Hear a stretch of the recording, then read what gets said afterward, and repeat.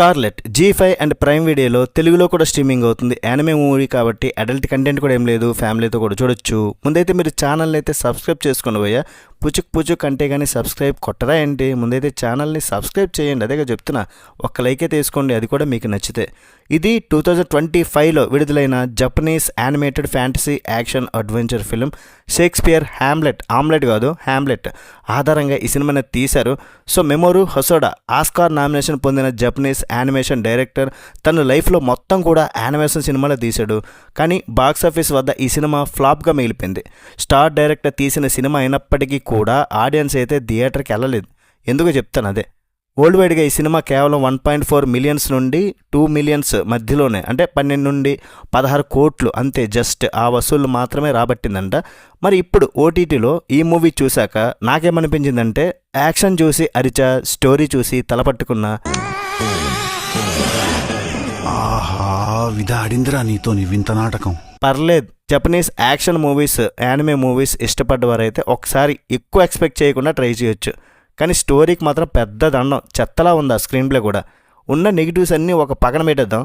ఇందులో action sequences perfect, 100% perfect అని చెప్తాను. దారి కడ్డొచ్చిన దేన్నైనా నాశనం చేసే ఒక భారీ డ్రాగన్ క్రియేట్ చేసే విధ్వంసం యాక్షన్ లవర్స్కి మంచి కిక్ ఇస్తుంది. స్కార్లెట్ చావు బతుకుల లోకం అదొకటి ఉంటుంది. అదర్ వరల్డ్ అని శత్రువుల సైన్యంతో ఒంటరిగా చేసే స్వాడ్ ఫైట్స్ చాలా వైలెంట్గా, ఇంటెన్స్గా ఉంటాయి. ఒక పక్క యాక్షన్ సినిమాకి కావాల్సిన ఎలిమెంట్స్ అన్నీ కూడా ఉన్నాయి. సో సింపుల్గా ఈ స్టోరీ చెప్పాలంటే, కత్తి పట్టిన అమ్మాయికి క్లాస్ పీకే అబ్బాయి తగిలితే ఏమవుతుంది? మన హీరోయిన్ స్కార్లెట్ ఒక కత్తి సాము తెలిసిన యువరాణి. వాళ్ళ బాబాయ్ ఏమో వీళ్ళ నాన్నని చంపేస్తాడు. మన స్కార్లెట్ పాప నిన్ను వదలనరా రే అని పగతో రగిలిపోతూ ఉంటుంది.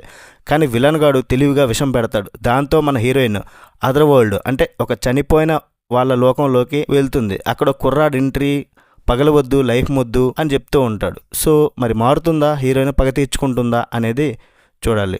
నా రియాక్షన్ ఎలా ఉందంటే, స్క్రీన్ మీద ఫైట్ సీన్స్ రాగానే అబ్బా ఏం తీసాడ్రా అని అన్నా. కానీ ఆ తర్వాత మన కుర్రాడు ఎంట్రీ ఇచ్చి హీరోయిన్కి క్షమాగుణం, పీస్ గురించి క్లాస్ పీకడం స్టార్ట్ చేయగానే, ఒరే బాబు ఆపరా నీ లెక్చర్, ముందు ఆ విలన్ గాడి నరకండ్రా అనే ఒక ఫ్రస్ట్రేషన్. అదర్ వరల్డ్లోకి తీసుకెళ్ళి అక్కడ ఒక మోడర్న్ కుర్రాడితో ఫిలాసఫీ క్లాసులు చెప్పించడం నాకైతే అసలు నచ్చలేదు. డైరెక్టర్ గారేమో తీసింది ఆమ్లెట్ అన్నాడు, ఇది థియేటర్లో అందుకే ఆమ్లెట్ అయింది. ఏదో మిక్స్డ్ ఫ్రూట్ జ్యూస్ లాగా 2D 3D కలిపి నెత్తిని కొట్టాడు. 3D అయితే మనం చూడలేం, కానీ తెలిసిపోతుంది. అందుకే జనాలు ఆ సినిమాకి 2 చేతుల దండ పెట్టారు. ఇక సినిమాలో డైరెక్టర్ చేసిన అతి పెద్ద ప్రయోగం ఏంటంటే 2D 3D యానిమేషన్స్ని మిక్స్ చేయడం. అది చూస్తే నిజంగా మన ఫిల్మోరాలో రకరకాల ఎఫెక్ట్స్ అన్ని ఒకేసారి వాడేస్తే సిస్టమ్ హ్యాంగ్ అయిపోయినట్లు ఉంటుంది కదా.